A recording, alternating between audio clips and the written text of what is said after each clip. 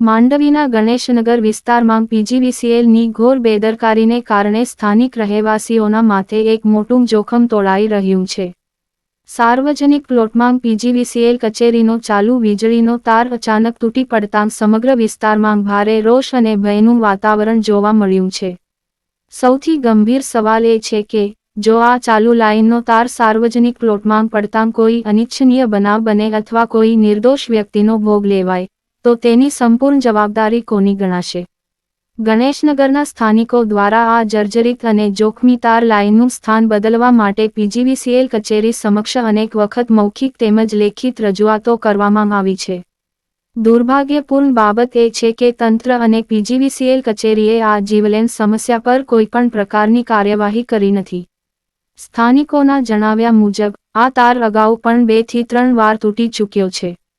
તેમ છતાં પીજીવીસીએલ કચેરી દ્વારા આ લાઇનને સુરક્ષિત સ્થાને ખસેડવાની કે તેને ઊંચી કરવાની કોઈ કામગીરી કરવામાં આવી નથી। વધુમાં અગાઉ પીજીવીસીએલ દ્વારા આ લાઇનનો રૂટ બદલવા માટે ગણેશનગરના રહેવાસીઓને લેખિતમાં બાંહેધરી પણ આપવામાં આવી હતી, જે માત્ર કાગળ પરનો વાયદો બનીને રહી ગઈ છે। આ બાબતે પણ આજ દિન સુધી કોઈ કાર્યવાહી કરવામાં આવી નથી। આજે જ્યારે આ ચાલુ તાર ફરીથી તૂટી પડ્યો છે ત્યારે સ્થાનિકોમાં પીજીવીસીએલની આ ઘોર બેદરકારી સામે ભારે રોષ જોવા મળી રહ્યો છે। રહેવાસીઓએ સ્પષ્ટ ચેતવણી આપી છે કે જો આ જીવલેણ તારને તાત્કાલિક ધોરણે બદલવામાં નહીં આવે કે તેને યોગ્ય ઊંચાઈ પર લાવવામાં નહીં આવે તો પીજીવીસીએલ કચેરી સમક્ષ ઉગ્ર ધરણા પ્રદર્શન કરવામાં આવશે। જય હિન્દ। મારું નામ જગદીશ વેરસી થારું, હું ગોકુલ ગણેશનગરનો રહેવાસી છું ને સાહેબ અહીંયા છે ને 66 કેવી તાર આવેલ છે। સમજી લો ને 8 વર્ષ પહેલાં તાર તૂટી હતી, ત્યાં પણ એક ગૌ માતા મરી ગઈ હતી। સમજી લો ને 2-4 માણસો પણ આવી જતા છે, નશાયો કે કોઈ ઘટના બની નહીં।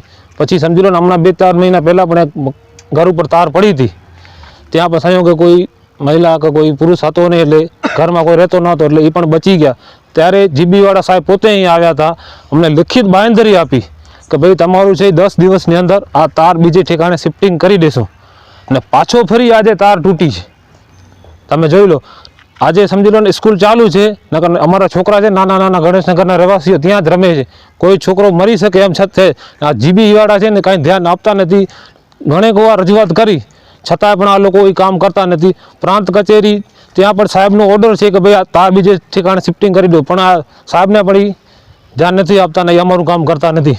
સાચું કહું તો કોઈ આપણે બધા ઘર છે ગણેશનગરમાં ઓછામાં ઓછો 70-65 એવા ઘરો છે, ત્યાં નાગરિકો છે, નાના નાના છોકરા છે, માણસો છે, છોકરા ત્યાં રમે છે, કોઈ પણ મરી શકે છે। રમતા રમતા તાર પડે તો મરી જાય ને, જીવ તો જોખમ છે, જમ છે આ એક જાતનું, કોઈ ઉપર પડે તો મરી શકે છે ને। જો આગામી દિવસોમાં એ તારનું કામ અમને નહીં કરી દે તો અમે બધા ગણેશનગરના રહેવાસીઓ છીએ અહીંયા જીબીમાં જઈને ધરણા પ્રદર્શન કરશું।